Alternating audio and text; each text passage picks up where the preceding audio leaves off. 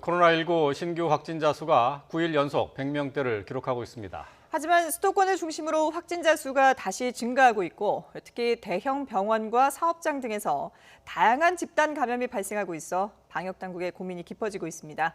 자세한 내용 전문가와 함께 들여다보겠습니다. 스튜디오에는 유재복 해설위원이 나와 있고요. 그리고 김윤 서울대 의대 교수가 화상전화로 연결돼 있습니다. 두 분 안녕하십니까? 안녕하십니까? 네, 안녕하세요. 자, 먼저 조금 전에 발표된 신규 확진자 수부터 좀 살펴보도록 하죠. 전날보다 또 늘었어요. 지표만 놓고 봐서는 지금 다 안 좋습니다. 그러니까 새 확진 환자 수도 176명으로 늘었고 예. 사망자도 비교적 큰 폭으로 늘었고 위중증 환자도 늘었습니다. 지금 그래픽을 보시면 아시겠지만 2주 들어서는 계속 환자 수가 늘어나는 오히려 네. 늘어나는 모습을 보이고 있습니다. 예. 이제 앞으로 하루 이틀 사이에 이제 그 수도권 2.5단계 조정을 해야 하는데 그렇죠. 지금 사실 방역 당국이 상당히 난감한 사정에 빠진 것 같고요. 시도별 발생도 한때는 뭐 6, 7개의 시도에서 확진자가 없었는데 오늘은 뭐 4곳 빼고는 다 확진 환자가 있고요. 두 자릿수 확진 환자도 대전 충남을 중심으로 해서 여러 곳에서 나왔습니다. 네. 그렇기 때문에 지표적으로는 계속해서 안 좋은 방향으로 가고 있다 이렇게 볼 수 있습니다. 예. 그러니까 이게 지표가 지금 그 방역 당국이나 정부에서 생각한 만큼 잡히지 않으니까 정세균 총리도 오늘 아침에 상당히 좀 고심스러운 그런 언급을 했잖아요. 정세균 총리가 이런 얘기를 한 것이 처음으로 저는 보이는데요. 예. 성급한 완화 조치가 재확산으로 이어지지 않을까 걱정된다. 이렇게 얘기를 했거든요. 예. 사실은 어제까지만 해도 방역 당국에서는 어쨌든 그 풀어가는 방향으로 이제 잡아놓은 듯한 이제 발언들을 여러 가지 했는데 물론 뭐 걱정이 빠지진 않았지만 네. 총리가 이 결정을 하루 이틀 또는 오늘 이르면 오늘도 발표할 수 있을 텐데요. 이렇게 네. 앞두고 걱정을 한다는 것은 과연 조치가 어느 정도 그러니까 완화냐 유지냐의 문제가 아니라 어느 정도 조정될 것이냐 이 부분에도 영향을 미칠 것으로 보이는데요. 아마 과감한 완화까지 가기는 좀 어렵지 않을까 저는 뭐 이렇게 분석이 됩니다. 예. 뭐 정세균 총리의 우려 섞인 내용도 저희가 전해드렸습니다만은 김윤 교수님, 자 아무래도 성급히 완화했다가 추석을 앞두고 재확산으로 이어지지 않을까 하는 우려는 여전히 남아 있는 것 같습니다. 하루 이틀 전문가들 의견을 취합한다고 하는데요. 교수님 보시기에는 어떻습니까?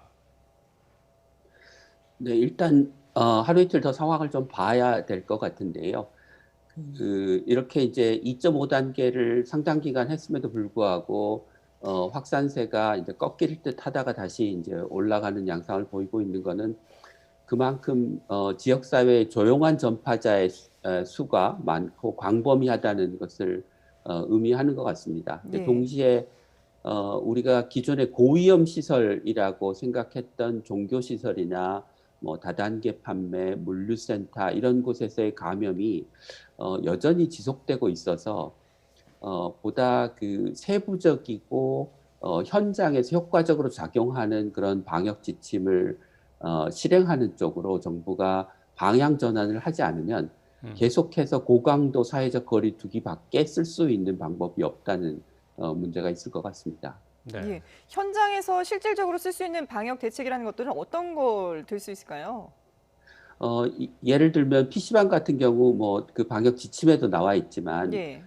좌석을 띄어앉고 칸막이를 두고 환기가 가능하고 그 안에서 PC방을 이용하는 사람들이 그 방역 지침을 잘 계속해서 지키는지를 실질적으로 모니터링하고 강제할 수 있는 방법 이런 것들이 좀 있어야 될 것 같습니다. 그래서 문을 닫으면 피해가 너무 심하고 예. 문을 닫지 않으면 감염이 증가하는 이 소위 양극단을 왔다 갔다 할 게 아니고 문을 연 상태에서도 감염의 위험을 최소화할 수 있는 상태를 유지해야 소위 지속 가능한 방역이 가능할 것 같습니다. 예. 자, 이 수도권의 집단 감염, 산발적인 집단 감염이 계속되고 있는데요.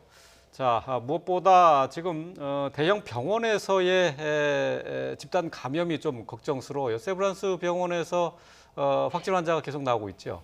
그 이른바 뭐 빅5, 빅4 이래서 이제 큰 병원들 순위로 매겨 보면 이제 5손가락 안에 들어가는 큰 병원들은 집단 감염이 일어나더라도 환자 수가 많지 않았거든요. 그렇죠. 그런데 지금 세브란스 병원은 18명이 확진 판정을 받았고 발생한 곳도 두 곳입니다. 한 곳도 아니고요. 한 곳은 재활병원 쪽, 그리고 한 곳은 환자들의 식사를 제공하는 영양팀 이렇게 이제 두 곳에서 동시에 터졌는데 네.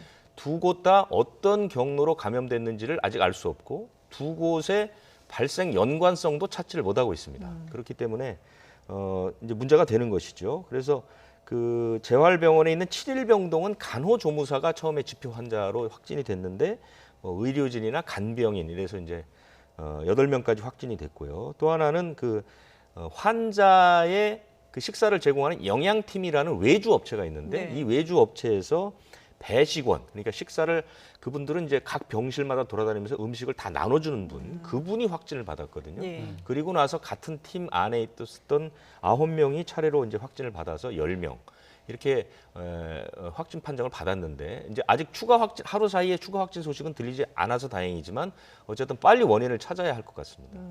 근데 지금 뭐 대형 병원에서의 감염도 걱정이지만 대형 사업장인 현대중공업도 어제 저희가 얘기를 하긴 했는데 네. 계속 확진자가 나오고 있나 봐요. 그러니까 어제는 그 회사 안에서 나오지 않고요. 예. 회사 밖 전파가 또 일어났습니다. 그러니까 이른바 N차 감염이 일어나게 되는 것은 지역사회 전파 위험 때문에 이제 그 더 걱정스러운 부분이죠. 그래서 어제는 그 직원의 확진된 직원의 부인의 접촉자 이렇게 이제 사실 2, 3차 감염까지 이제 간 것이죠. 네. 그래서 2명이 더 됐고요.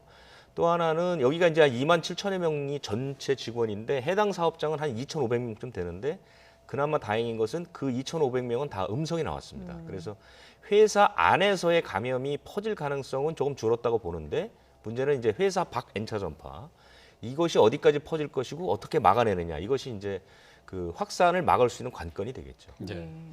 여기다가 이제 수도권의 산악 모임 카페 또 홍성의 친인척 집단 감염 사례가 나왔는데 추석 전에 좀 집중해서 살펴봐야 될 부분이 있죠. 어제 발생 상황을 제가 쭉 보니까요. 대부분 다 우리가 이제 예상할 수 있는 유형들이 빠지지 않고 다 나왔더라고요. 그러니까 대형 병원, 사업장, 그다음에 조금 전에 말씀하신 것은 이제 추석을 앞두고 고향을 찾았을 때 집단 감염이 일어나는 양상을 보여주는 것이고 대전은 또 방문 판매 업체가 한 4군데의 집단 감염과 맞물리는 게 있고요. 또 전주에 있는 그 지검 직원은 그 검사를 소홀히 한 게 있고요. 그다음에 또 부산은 또 수포 전파자 예. 사례가 나오고 이렇게 이제 모든 상상할 수 있는 그 사례들이 다 모아서 이제 나온 거 오늘 좀 특이한 날인데요. 조금 전에 말씀하신 그 산악 모임과 홍성 관련은 그 인터넷 산악 카페 모임이 있는데요. 여기서 네. 이분들이 이제 모여서 같이 등산을 하고 이제 카페 모임이니까 저녁에 같이 식사도 하고 술도 마셨는데 거기서 집단 감염이 일어났죠.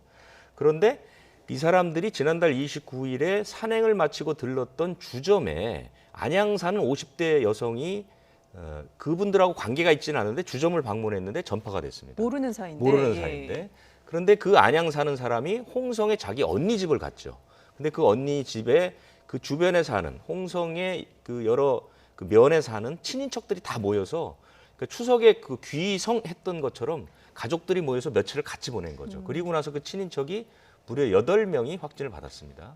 물론 어린아이까지 다 포함해서요. 네네. 그러니까 이런 식으로 지금 우리가 추석에 가서 추석을 걱정하는 이유는 바로 이렇게 어디서 뭐 원인을 잘 모르는 상태에서 추석에 고향을 찾아서 친지들을 만나고 지금 사실은 홍성에 사는 사람 친인척들은 홍성에 살아서 그만이지만 추석 때는 다른 지역의 사람들이 또 모이거든요. 그렇죠. 그러면 그 사람들이 감염된 채로 자신의 다시 일하는 주거지로 돌아가서 거기서 또 전파를 일으키는 그렇기 때문에 이제 이른바 폭발적인 감염 확산이 일어날 수 있다라는 우려가 바로 이런 사례에서 알 수 있는 것이죠. 예.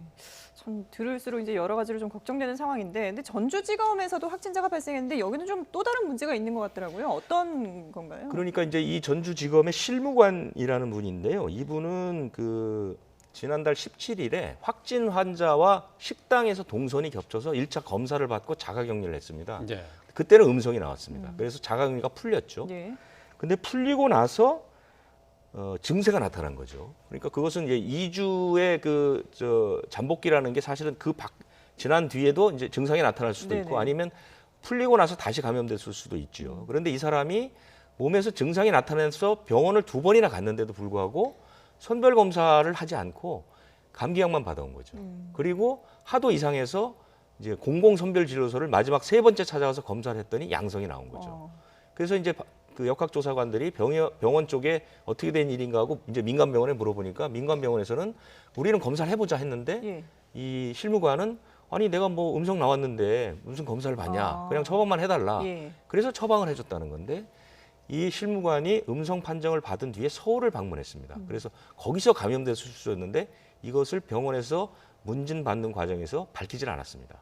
그렇기 때문에 병원에서도 이 사람은 음성 판정이 나왔고 자가격리 해지됐기 때문에 본인이 주장을 하니까 그냥 감기약을 처방해 준 것이죠. 네. 그래서 코로나19는 증상이 나타나거나 조금이라도 이상하면 일단 검사를 받는다는 생각을 하고 접근을 해야지 내가 뭐 음성이 나왔으니까 괜찮다라든가 내가 뭐 확진자를 만나지 않았으니까 문제 없다라고 스스로를 진단하는 거 이것은 굉장히 위험하다. 이 사례를 좀 보여주고 있는 겁니다. 예. 네. 곳곳에서 산발적인 집단 감염이 이어지고 있는데요. 자, 김윤 교수님, 그 세브란스 병원과 같이 대형 병원에서는 집단 감염의 파장이 상당할 수밖에 없습니다. 아무래도 병원에서는 각종 방역 조치를 강구하고 있고 또 단계를 계속 높여가고 있는데도 그런데도 이렇게 환자가 발생하는 이유 어디에 있다고 봐야 할까요?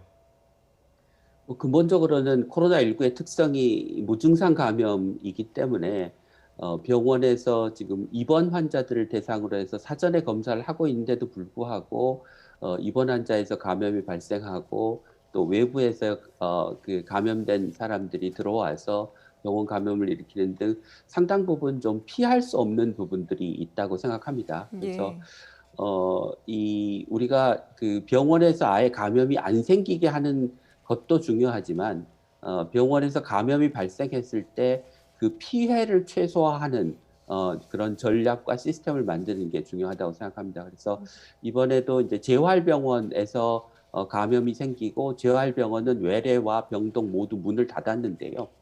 이게 그 재활병원이 아닌 본원에서 생기다고 하더라도 본원 전체에 영향을 미치는 게 아니라 그 감염이 발생한 일부 부분에 한정해서 피해가 최소화될 수 있도록 하는 그런 병원의 시스템, 감염 관리 시스템이 필요하다고 하겠습니다. 네. 무증상 감염이 아직까지 있기 때문이다라고 말씀하셨는데 그러다 보니까 이게 지금 역학적으로 조사를 해가는 과정에서도 상당히 어려움이 있습니다. 어디에서 감염됐는지 알 수 없는 환자들의 숫자도 계속 늘고 있지 않습니까?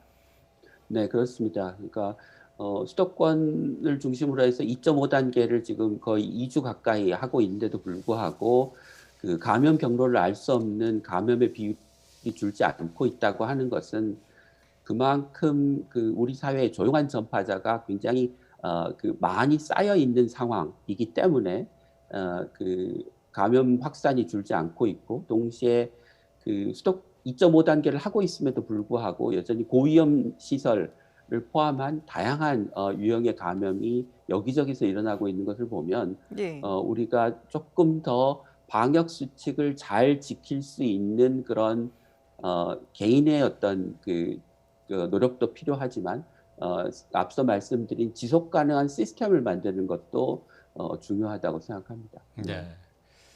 자, 지금과 같은 상황에서 거리 두기 단계가 완화될 수 있을지 걱정입니다. 자, 방역 당국에서도 여기에 대해서는 조금 유보적인 입장을 보이고 네. 있는데요.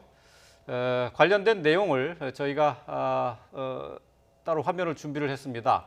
자, 그 내용 잠시 들어보고 오겠습니다.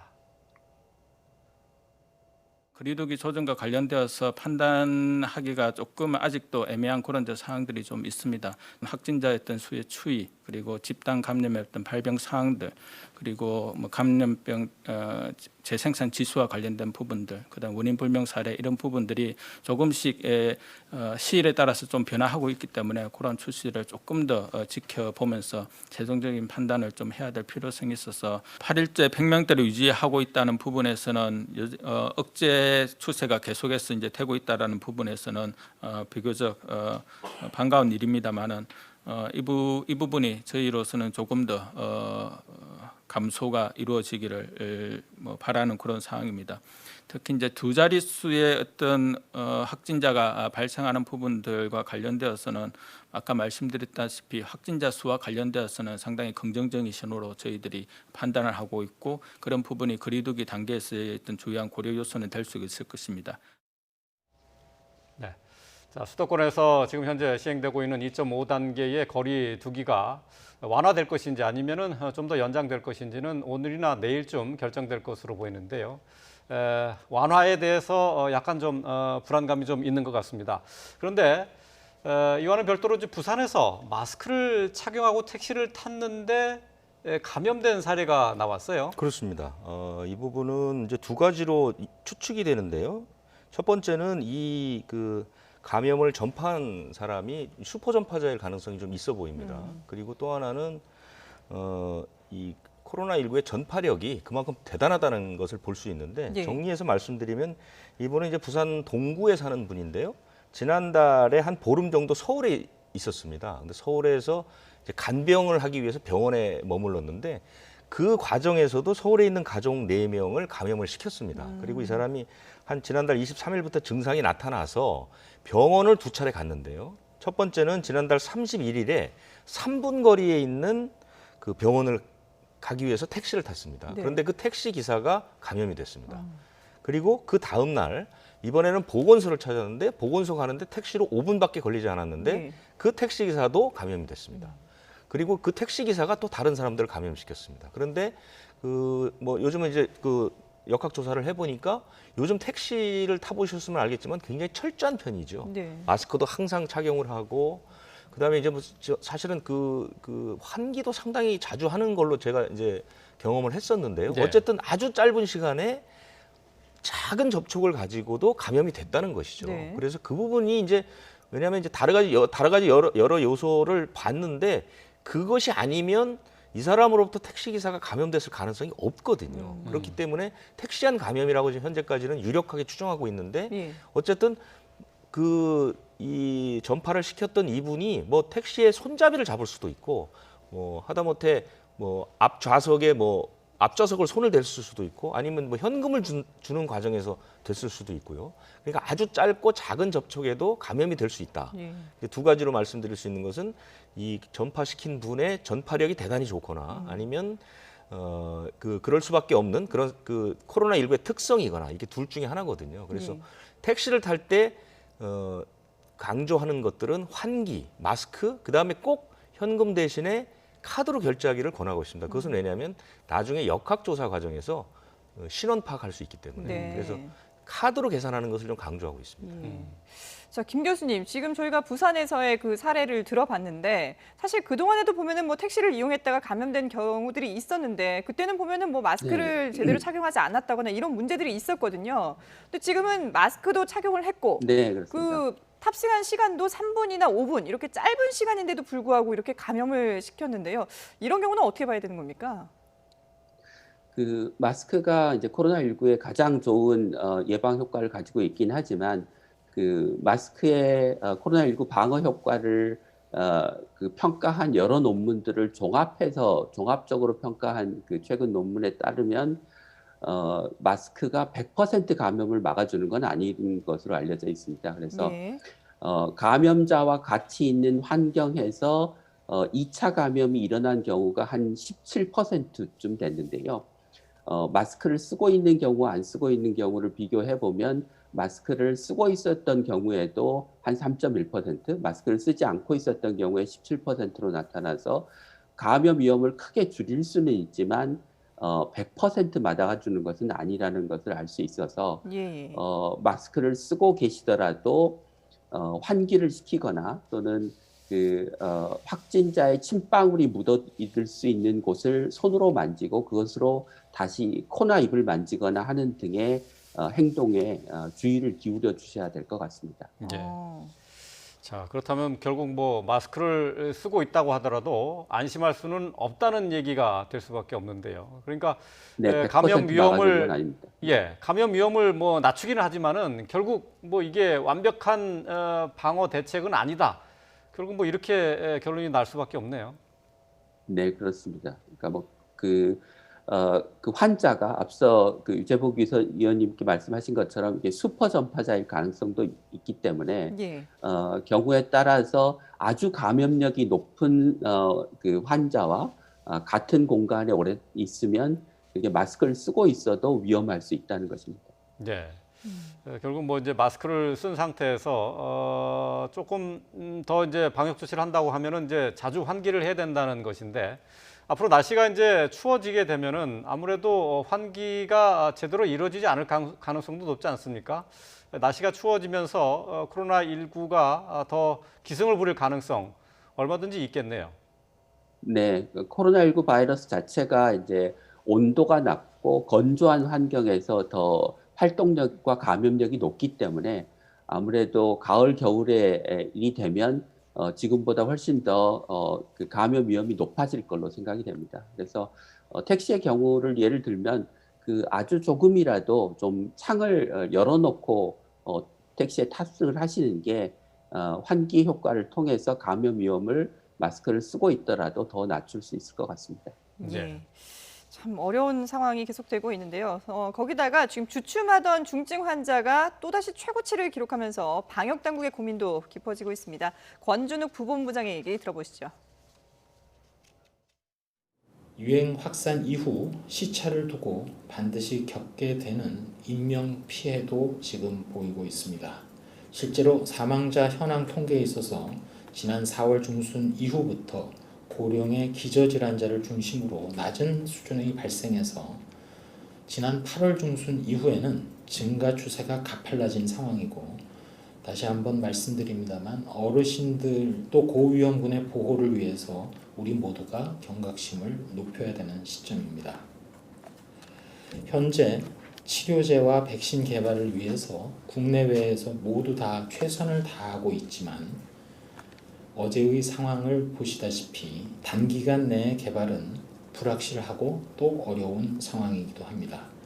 우리가 지금 당면한 유행을 막는 데에는 수차례 말씀드린 대로 거리두기, 외출 자제, 그리고 마스크 착용 외에는 확실한 수단이 없습니다.